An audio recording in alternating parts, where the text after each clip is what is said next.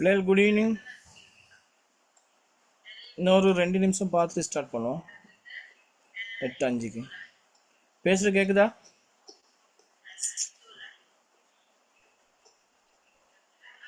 பேசுறது கேக்குதா?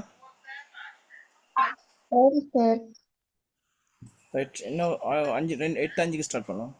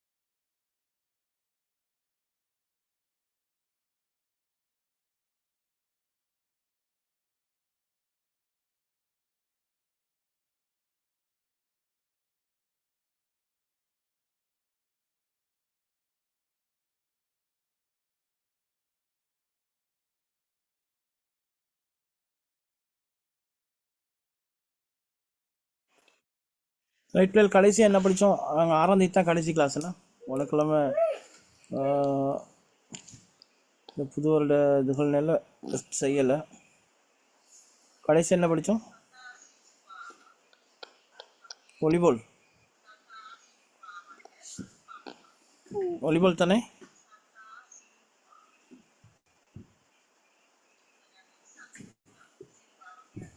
அபிராமி சொல்லுங்க. ஸ்ரீசத் பேசுகிற கேட்குதா?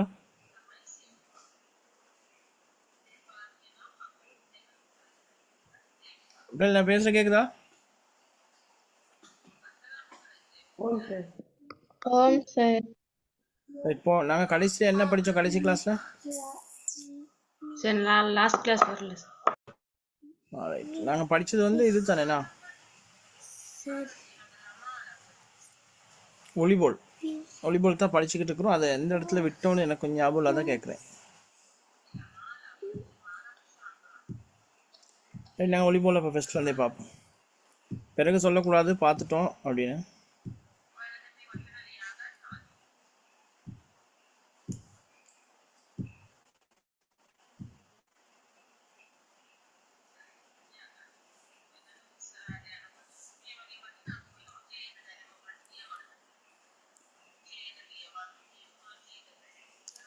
வாலிபால் விளையாட்டில் ஈடுபடுவோம். இந்த வாலிபால் விளையாட்டுக்கு ஒரு வரலாறு இருக்குது. அந்த வரலாறை பார்த்தீங்கன்னா 1895ஆம் ஆண்டு அமெரிக்காவில் அந்த வாலிபால் விளையாட்டு தோற்றம் பெறுது. யார் அறிமுகப்படுத்துகிறான்னு பார்த்தீங்கன்னா சர் வில்லியம் ஜி மோகன் அப்படிங்கிறவரால் முதல்ல இந்த உலகத்துக்கு அறிமுகப்படுத்தப்பட்ட விளையாட்டு தான் இந்த வாலிபால். ஆரம்பத்தில் வந்து இந்த வாலிபாலை வந்து மின்ட்ரோனெட் அப்படிங்கிற பேரால் அழைக்கிறாங்க. மின்ட்ரோனெட் அப்படிங்கிற பேரால் தான் இந்த வாலிபால் விளையாட்டை ஆரம்பத்தில் அழைச்சாங்க. இலங்கையில் 1916ஆம் ஆண்டு முதல்ல இந்த வாலிபால் விளையாட்டானது அறிமுகப்படுத்தப்பட்டுச்சு. இலங்கையில் யார் அறிமுகப்படுத்தினான்னு பார்த்தீங்கன்னா வால்டர் காமெக் அப்படின்றவரால் இலங்கையில் முதல்ல இந்த வாலிபால் விளையாட்டு 1916ஆம் ஆண்டு அறிமுகப்படுத்தப்படுது. சரியா? இந்த நோட்ஸ் தேவைன்னு சொன்னால் குயிக்காக எழுதுங்க, தேவையில்லைன்னா விடுங்க. தேவையில்லைன்னா சொல்லிட்டீங்கன்னா நான் அடுத்துக்கு போயிடுவேன். எழுதுறீங்களா? அடுத்துக்கு போமா.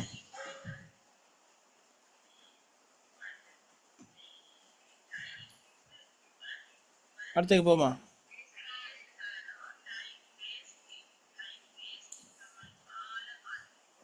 ஓகே சார், அடுத்ததுக்கு போவோம். ரைட், இதுதான் வாலிபால் விளையாட்டினுடைய மைதானத்தினுடைய அளவு பிரமாணம். நீளம் வந்து 18 மீட்டர், அகலம் வந்து 9 மீட்டராக கொண்டதாகத்தான் இந்த மைதானம் செவ்வக வடிவிலான ஒரு மைதானமாக தான் இருக்கும். இந்த மைதானத்தை சரி பாதியாக பிரிப்பாங்க. நடுப்பகுதியில் சரியாக பாதியாக பிரிப்பாங்க, ரெண்டு பக்கத்துக்கும் 9 மீட்டர் வர மாதிரி. அப்போ அந்த அதுக்கு பிறகு ஒரு பக்க மைதானத்தின் நீளம் 9 மீட்டர் அகலமும் 9 மீட்டர் நீளமும் கொண்ட ஒரு சதுர வடிவிலான மைதானமாக ஒரு பக்கத்துக்கு வந்துடும். அப்போ அந்த ஒரு பக்கத்தினுடைய மைதானத்தை என்ன செய்வாங்க, அதை ரெண்டாக பிரிப்பாங்க. முன்வளையம் பின்வளையம் அப்படின்னு சொல்லி ரெண்டாக பிரிப்பாங்க. அந்த முன்வளையம் பார்த்தீங்கன்னா 3 மீட்டர் அகலம் கொண்டதாகவும், இந்த பின்வளையம் வந்து 6 மீட்டர் அகலம் கொண்டதாகவும் காணப்படும். சரியா? அப்போ இந்த வாலிபால் விளையாட்டில் வீரர்கள் நிலை கொண்டு விளையாடும் பொழுது முன்வளையத்தில் 3 பேர் நிற்பாங்க, பின் வளையத்தில் 3 பேர் நின்று தான் நிலை கொண்டு விளையாடக்கூடியதாக இருக்கும். சரியா? படம் தேவையா? தேவைன்னா எடுத்துக்கொள்ளுங்க.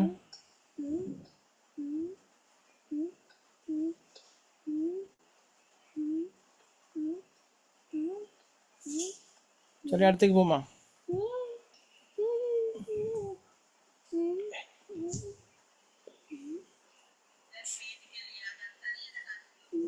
அடுத்துக்கு போவோமா?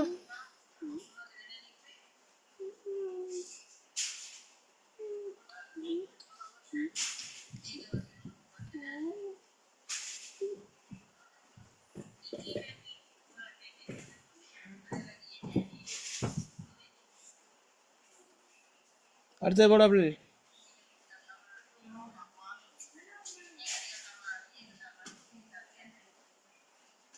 ஓகே சார், போவோம். அடுத்து பாருங்க, இந்த வாலிபால் விளையாட்டுல வந்து 6 திறன்கள் இருக்கு பிள்ளை.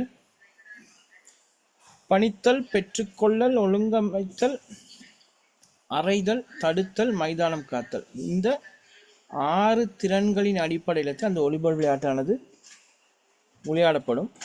அப்போ நாங்கள் சும்மா ஏபின்னு சொல்லி 2 அணியை ஏபின்னு சொல்லி வச்சு கொண்டோம்னு சொன்னால், ஏ அணியில் பந்தை பணித்தலை மேற்கொள்வாங்களா இருந்தால், பணித்தல்ங்கிறது வந்து சர்வீஸ். அப்போ அதில் தான் கேமை ஸ்டார்ட் பண்ணுவாங்க. அப்போ பந்தை பணித்தலை மேற்கொண்டாங்கன்னு சொன்னால் அந்த பந்து பி அணி பக்கம் போகும். அப்போ பி அணி பக்கம் போன பந்தை அங்கே வந்து ரிசீவ் பண்ணுவாங்க, பெற்றுக்கொள்வாங்க. பெற்றுக்கொண்ட பந்தை ஒழுங்கமைக்கிற வீரர் கொடுப்பாங்க. ஒழுங்கமைக்கிற வீரர் யாருன்னு பார்த்தீங்கன்னா, முன் வளையத்தில் இருப்பாங்க தானே 3 பேர், அதில் நடுவில் இருக்கிற வீரர் தான் பந்தை ஒழுங்கமைக்கிற வீரராக இருப்பார். அவர் ஒழுங்கமைச்சு கொடுக்குற பந்தை அறையக்கூடிய வீரர்கள் 2 பேர் இருப்பாதனே, அதில் ஒரு வீரர் வந்து பந்தை அறைதலை மேற்கொள்வார். அப்போ அவ்வாறு ஏ அணியில் பந்தை பணித்தலை மேற்கொண்டு பி அணிக்கு பந்து போன பிறகு பி அணியில் இந்த பந்து அறைதலை மேற்கொள்றாங்க தானே. அப்போ அவங்க அறைந்த பந்தை, பி அணியில் அறைந்த பந்தை திரும்ப ஏ அணியில் எக்காரணம் கொண்டு நிலம்பட விடாமல் அதை தடுக்கணும். அவர்கள் பந்து அறையும் பொழுது இவங்க தடுக்கணும். அதுதான் தடுத்தல். அதுக்கு பிறகு தடுத்த பந்தை நிலத்தில் விழுக விடாமல் மைதானத்தை காத்துக்கொள்ளணும். அப்போ இந்த 6 திறன்களின் அடிப்படையில் தான் அந்த வாலிபால் விளையாட்டு விளையாடப்படுது.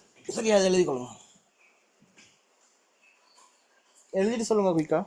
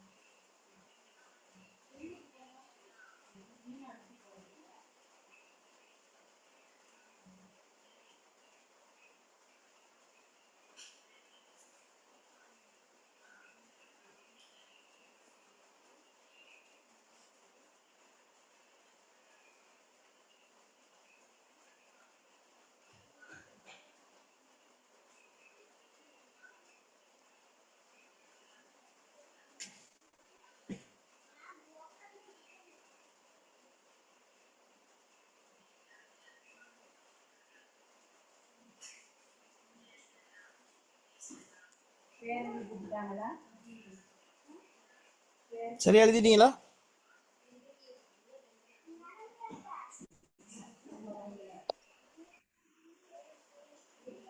அடுத்த போடுவா.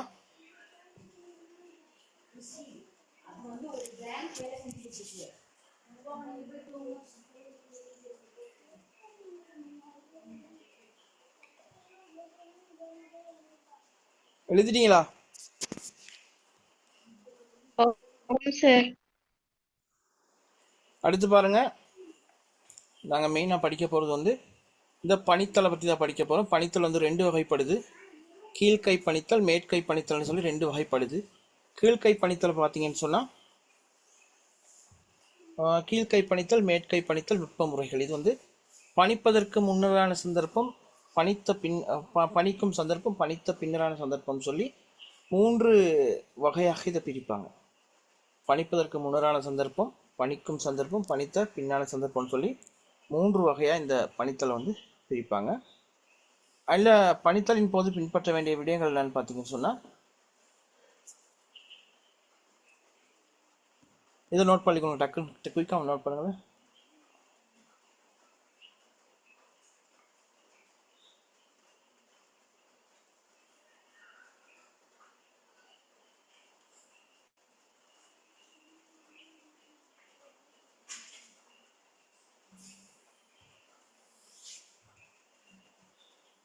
சரியா? அடுத்து இதையும் கொஞ்சம் நோட் பண்ணிக்கொள்வோம்.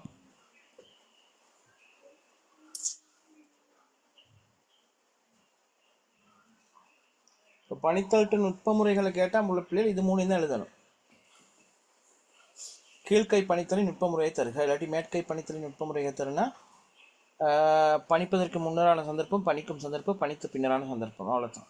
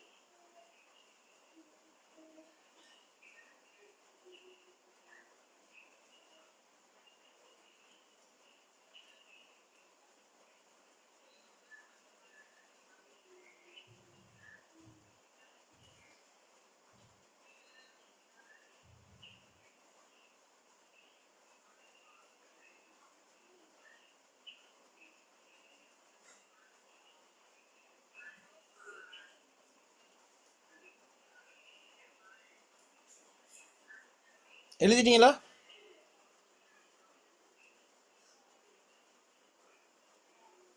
சரி, நான் பேச கேட்குதா?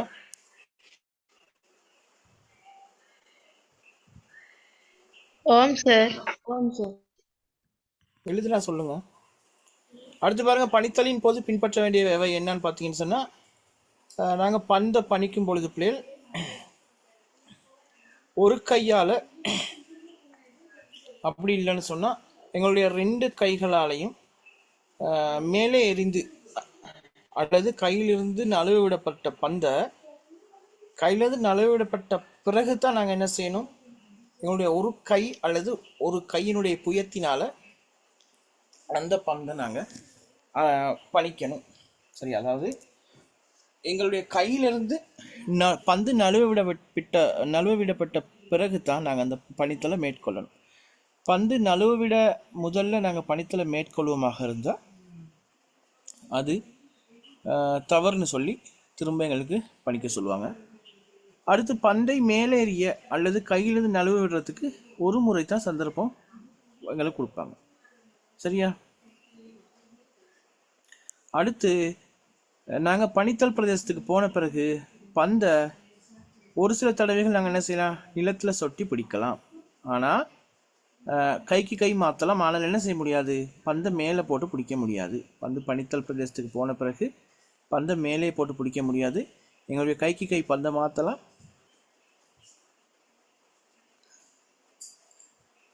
ஒரு சில தடவைகள் நாங்கள் கீழே சொட்டி அந்த பந்தை பிடிக்கலாம். சரியா?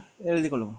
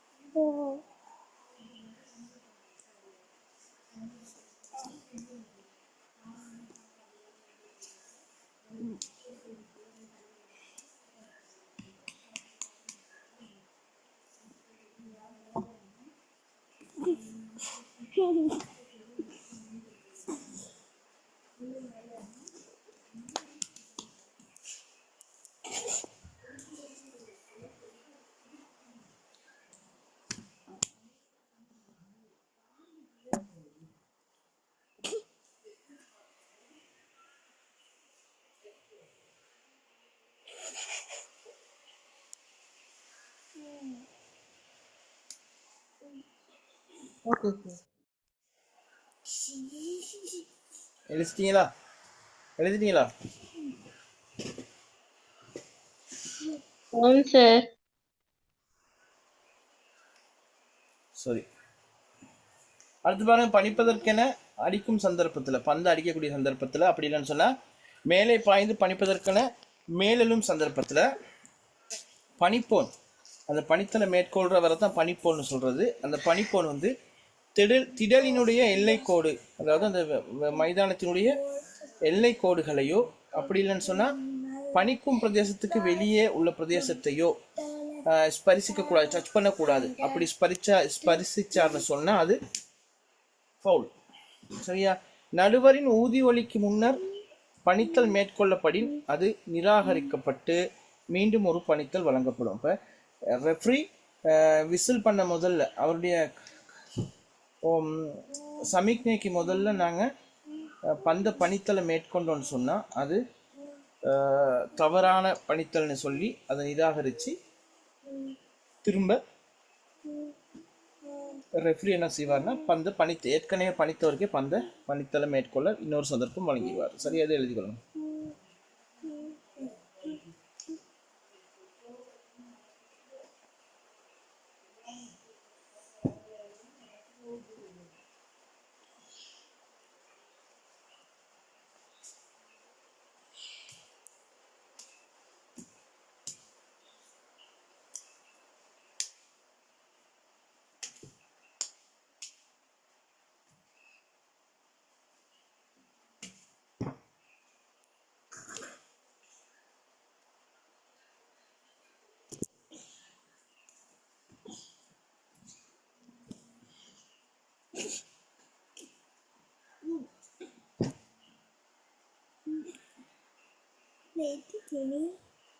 எழுதிட்டீங்களா?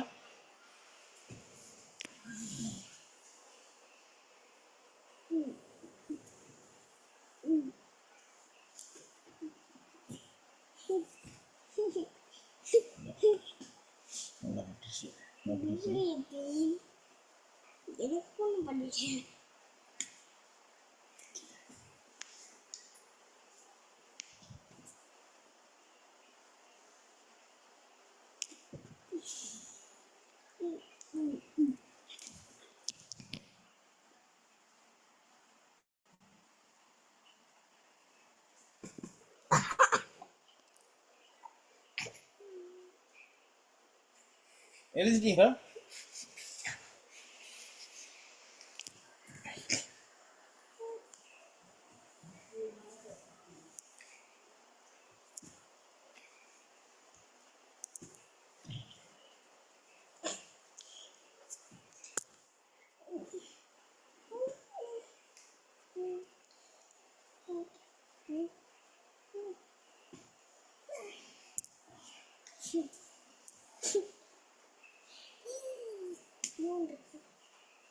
எழுதிட்டீங்களா?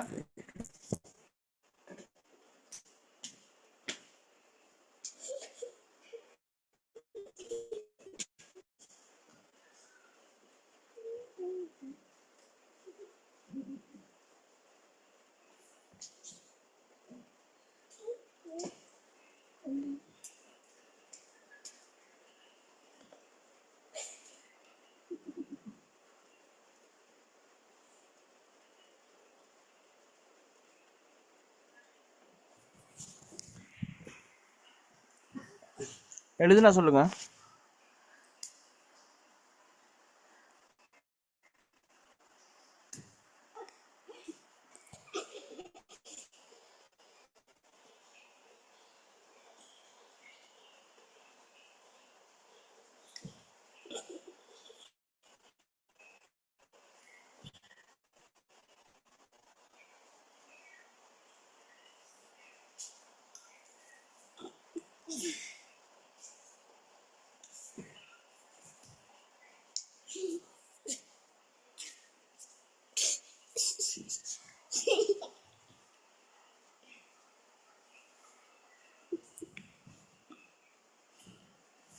Okay sir.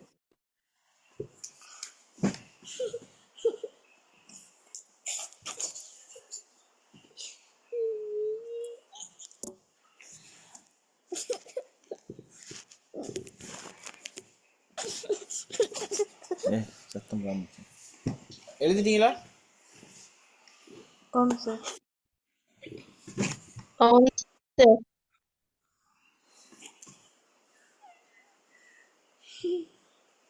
கிளாஸ் முடிவாடி இருக்கு.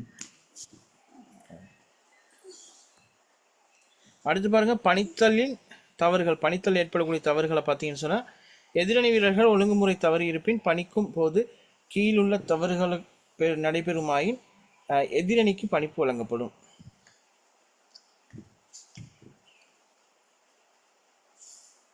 சரியா? எதிரணி அந்த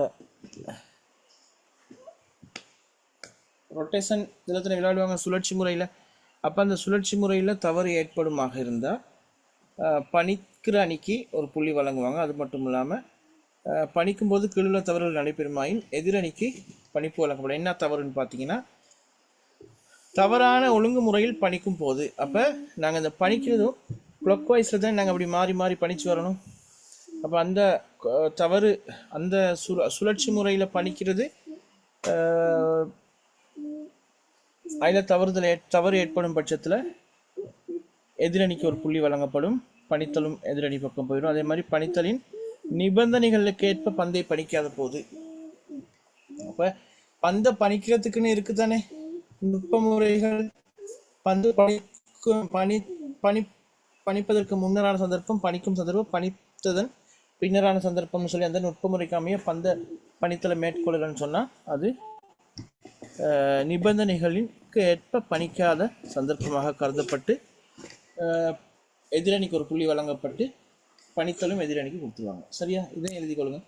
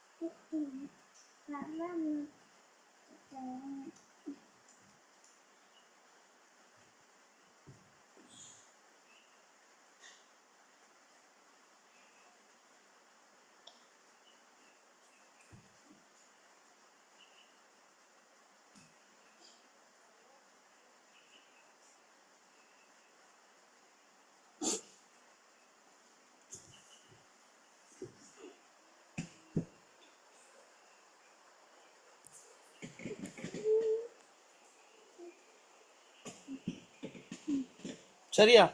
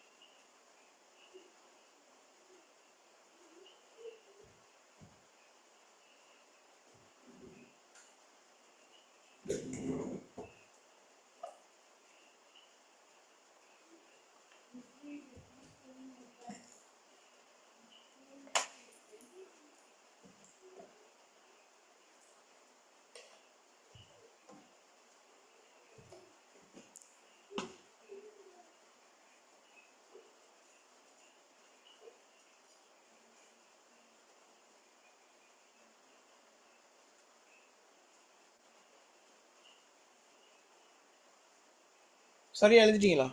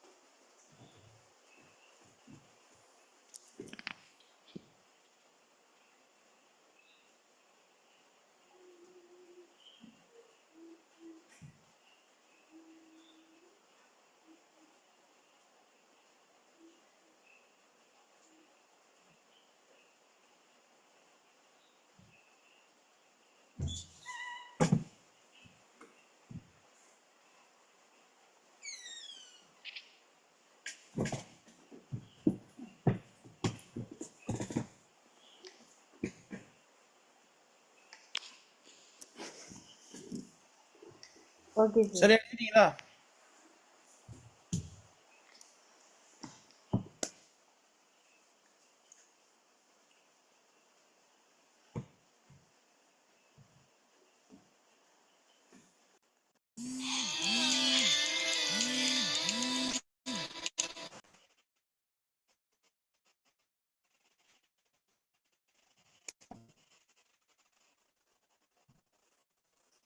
இல்லை நான் பேச கேட்குதா? எழுதிட்டீங்களா?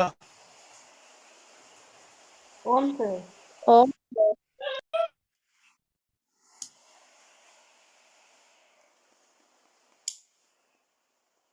பாருங்க, புதிய கரப்பந்தாட்ட வீரர்களுக்கு மேற்கை பணித்தலை பயிற்றுவிக்கும் முறைகள்.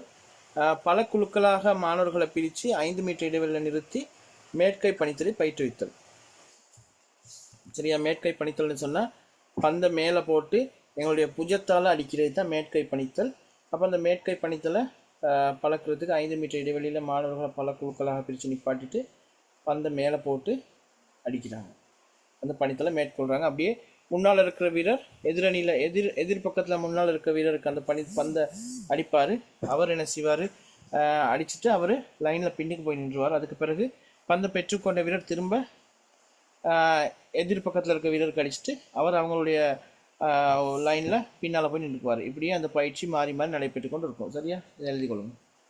குயிக்காக எழுதி சொல்லுங்க, டைம் போகுது. 8:36 ஆயிடுச்சு.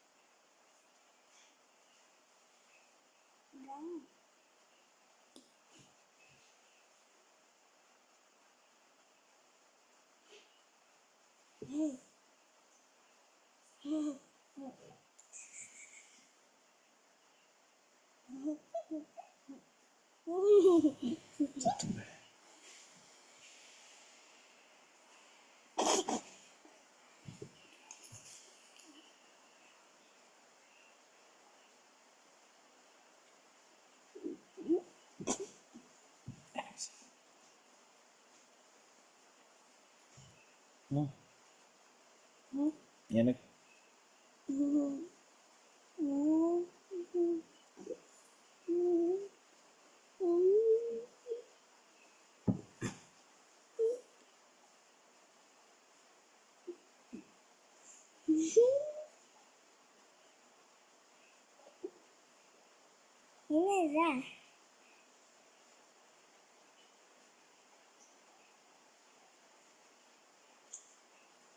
Okay, sir.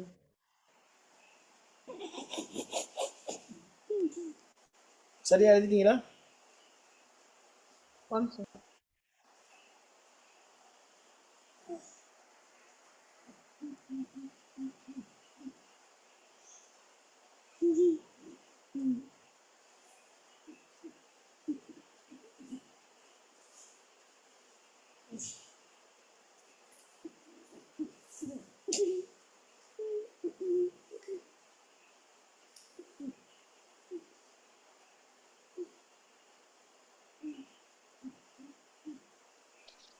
Okay sir. அடுத்து பாருங்க, ஒரு சில அணிகளாக்கி, அதாவது விளையாட்டு வீரர்களை ஒரு சிலர் அணிகளாக்கி வலையின் முன்னால் சுமார், அதாவது வலையிலிருந்து ஒரு 5 மீட்டர் தூரத்தில் அந்த மாணவர்களை நிற்க வைத்து அதுக்கு பிறகு என்ன செய்யணும்னு பார்த்தீங்கன்னா, அந்த பணித்தலை மேற்கொள்றதுக்கான உரிய நுட்ப முறையின் பிரகாரம் வலையில் படுற விதத்தில், பந்து வலையில் படும் விதத்தில் பணித்தலை மேற்கொள்ள செய்தல். சரியா? அதையும் எழுதி கொள்ளுங்கள்.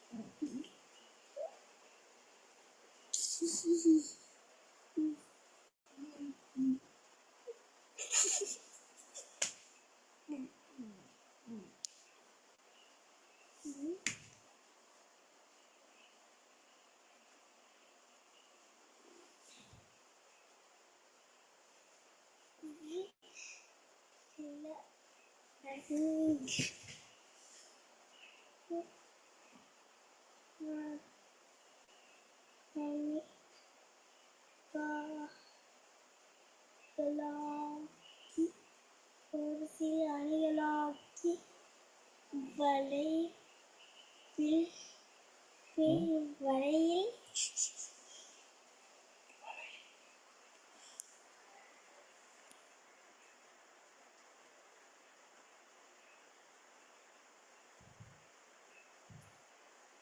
சரியா?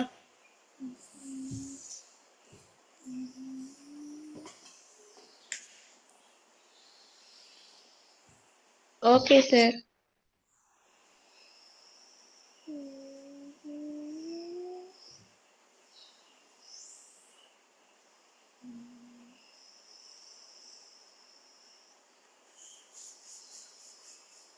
மாத்தவா?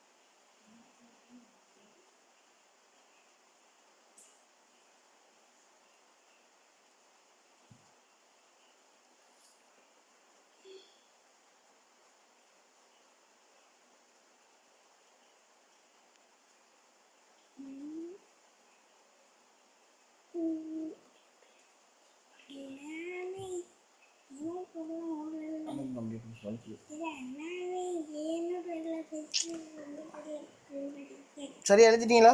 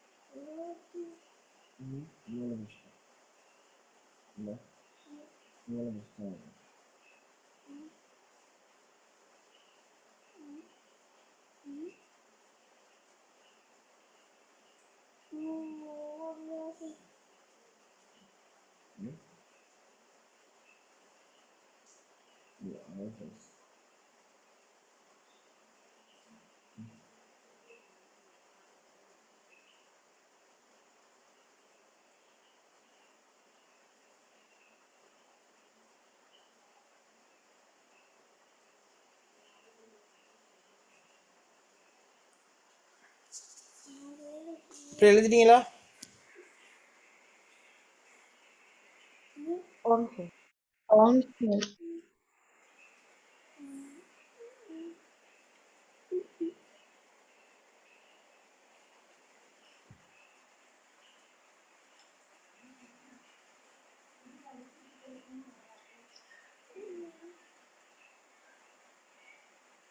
எழுதிட்டீங்களா?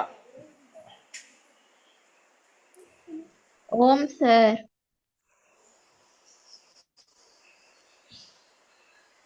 ரைட், இதே எழுதிக்கொள்ளுங்க.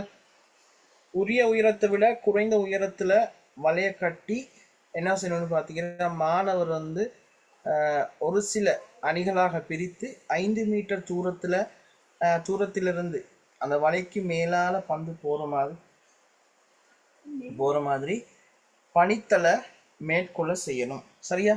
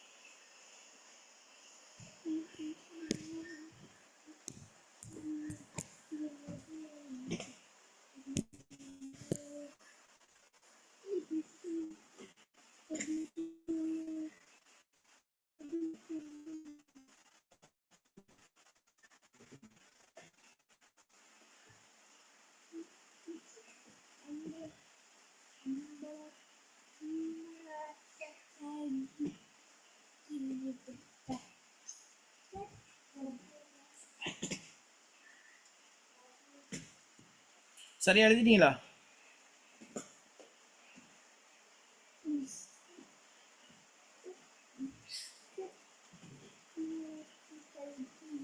ஓம் சார்.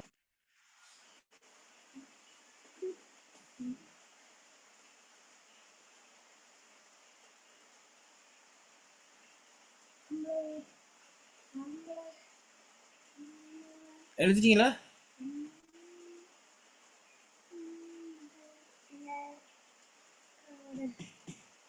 ஓம் சார்.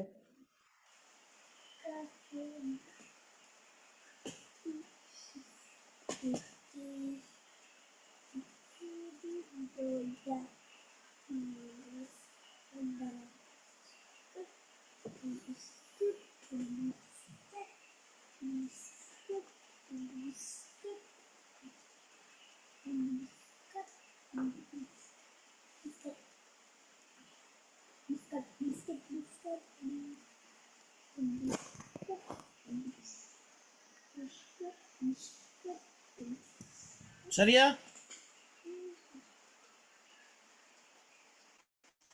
அடுத்து பாருங்க. படிப்படியாக பின்னால் சென்று பணித்தல் கோட்டை நெருங்கியவாறு வலைக்கு மேலாக பந்தை பணிக்க செய்யுங்கள். இப்போ முதலாவது 5 மீட்டர் தூரத்திலிருந்து பந்தை பணிக்க செய்கிறோம். அதுக்கு பிறகு படிப்படியாக அப்படியே பின்னால் போயிட்டு பணித்தல் கோட்டுக்கு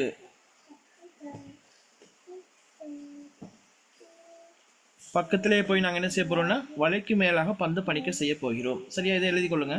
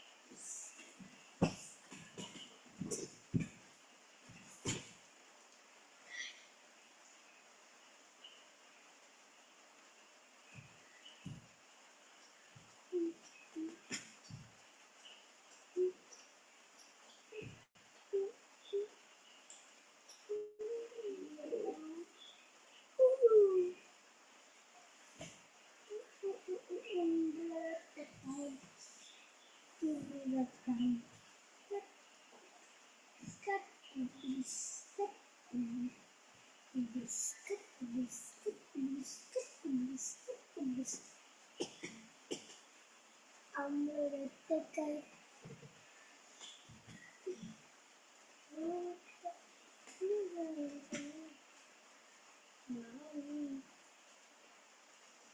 சரி எழுதிட்டீங்களா?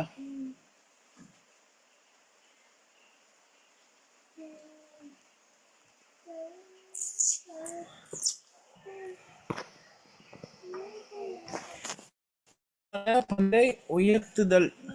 சரியா?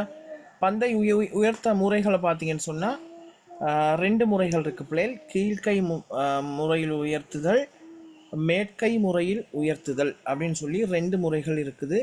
அப்போ இதில் பார்த்தீங்கன்னா எல்லாமே அந்த கீழ்கை முறை மேற்கை முறை அப்படின்ற மாதிரி தான் இருக்குது எல்லா விஷயமுமே இதில் வாலிபால் விளையாட்டில். அப்போ மேற்கையால் உயர்த்துதலை பார்த்தீங்கன்னா விளையாட்டு வீரன் ஒருவன் தனது 2 கை விரல்கள் மணிக்கட்டுகள் என்பவற்றின் உதவியுடன், அப்போ ஒரு விளையாட்டு வீரன் அது தன்னுடைய 2 கை விரல்கள் அதே மாதிரி மணிக்கட்டு என்பவற்றின் உதவியோட தலைக்கு மேலால் பந்தினை உயர்த்துவதை மேற்கை உயர்த்துதல் என பொதுவாக கூறலாம்னு சொல்லப்படுது. இதற்காக முழங்கைகள், தோள்கள், இடுப்பு, முழங்கால்கள், மணிக்கட்டுகள் போன்ற மூட்டுகளின் ஒத்திசைவு மிக முக்கியம். அப்போ இதில் முழங்கை, முழங்கால், மணிக்கட்டு, இடுப்பு இது எல்லாமே எல்லா மூட்டுகளினுடைய ஒத்திசைவுமே இந்த மேற்கை பணித்தலுக்கு தேவை. இதை மட்டும் எழுதுங்க, நாங்கள் மிச்சத்தை அடுத்த கிளாஸில் படிப்போம். சரியா?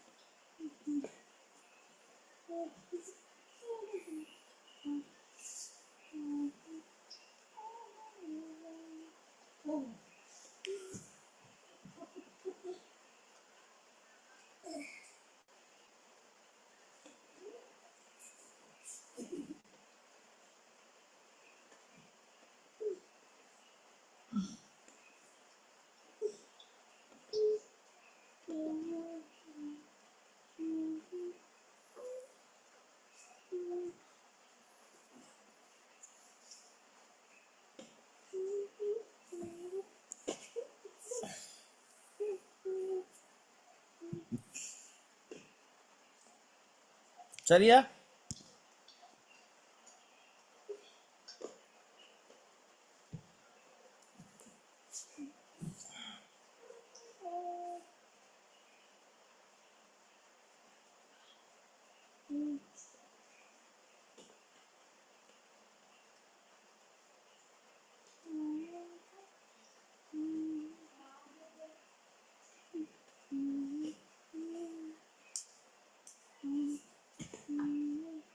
சரியா?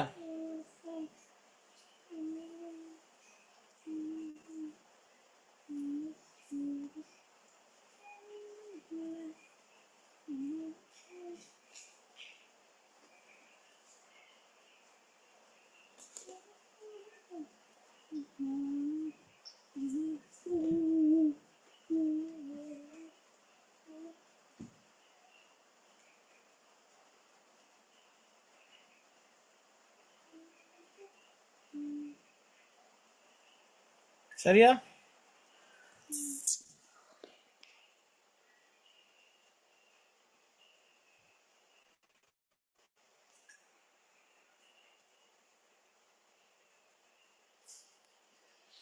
சரி பிள்ளை, அப்போ நாங்கள் இதோட கிளாஸை முடிப்போம்.